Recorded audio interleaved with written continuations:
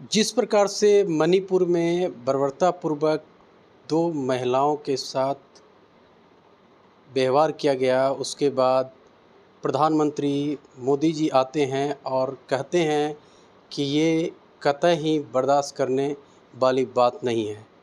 यही सब मुद्दा पे चर्चा के लिए हमारे साथ आरजेडी के एमएलसी डॉक्टर रामबली चंद्रवंशी जी हैं। उन्हीं से जानते हैं कि सर, जिस प्रकार से मणिपुर में जो घटना घटा महिलाओं के साथ, उसको किस प्रकार से आप देखते हैं?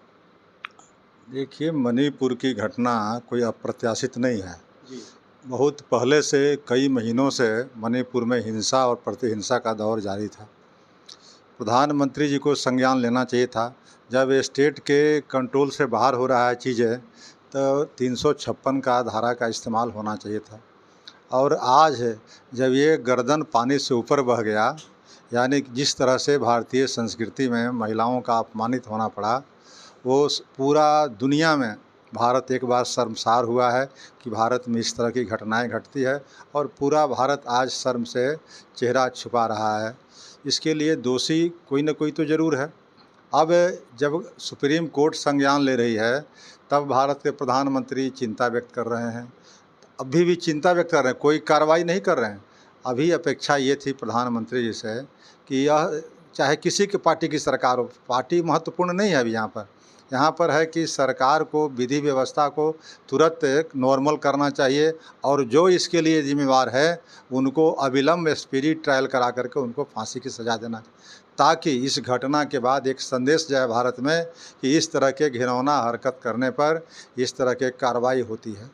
जिस प्रकार से सर 2 से ढाई महीने से मणिपुर जल रहा है, तो क्या लगता है कि प्रधानमंत्री को इमीडिएटली एक्शन लेना नहीं चाहिए और सीएम को बर्खास्त नहीं करनी चाहिए था अब तक के? मैं तो ये खुद कह रहा हूँ कि ये प्रधानमंत्री जी बयान दे रहे हैं। बयान तो वो लोग ये देते जिनके पास पावर नहीं थे। जिनके पास पावर है उन लोग को बयान देना शोभा नहीं देता है, और इतना ही बयान दे करके अपने को कर्तव्यों से इतिश्री कर लेते हैं, मान लेते हैं। या कहीं न कहीं प्रधानमंत्री जी को, अपोजिशन के लोगों को, देश के लोगों को गुमराह करने की ये कुत्सित प्रयास है। इसलिए मैं अभी भी अपेक्षा करता हूं कि प्रधानमंत्री जी इस तरह के शर्मसार जो भारत हुआ है, शर्मनाक घटना पर अविलंब आप कार्रवाई के रूप में आएँ। आप कुछ ऐसा कठोर कार्रवाई करें, सरकार को भी डिसमिस करें, और साथ ही साथ प्रेसिडेंट रूल में आपकी शासन जब होगी तो वैसे जो दरिंदे अपराधी हैं उनको जेल के शिकंजे के अंदर अभी रखें, और तब तक रखें जब तक कि इसकी फांसी की सज़ा नहीं हो जाती है। एक और सवाल है, जिस प्रकार से प्रधानमंत्री कहते हैं, छत्तीसगढ़ का जिक्र करते हैं, राजस्थान का जिक्र करते हैं, इसको किस प्रकार से आप देखते हैं? देखिए, राजस्थान हो, छत्तीसगढ़ हो या दूसरे प्रदेशों की बात हो, वह इस बात का कोई जवाब नहीं है कि आप वहाँ ऐसे हुआ था तो यहाँ ऐसे हो, वहाँ ऐसे घटना घटी थी। आज जहाँ आप खड़े हैं और जिस तरह की शर्मनाक घटना है, इस शर्मनाक घटना पर जितना जल्दी हो सके कार्रवाई लोग देखना चाहता है, दुनिया देखनी चाहती है कार्रवाई। आज उस महिला के जो पति थे, सेना में रह चुके थे, उनकी मैं बयान पढ़ रहा था, तब बयान पढ़ करके हम लोग के आंसू आ रहे थे कि बताइए, यह सेना में बहाल व्यक्ति जो लड़ाई करने का काम किया है कारगिल युद्ध में, और जो अपनी कुर्बानी दिया है, और आज अपनी पत्नी की आबरू बचा नहीं पाया, वह आदमी कितना दुखी है। तो कम से कम ऐसे चीज़ों पर तो प्रधानमंत्री को संज्ञान लेने की ज़रूरत है। और संज्ञान का मतलब क्या होगा? कार्रवाई हो, ज़मीन पर कार्रवाई दिखे, तब जा कर के हम कहेंगे प्रधानमंत्री ने अपना राजधर्म का पालन किया।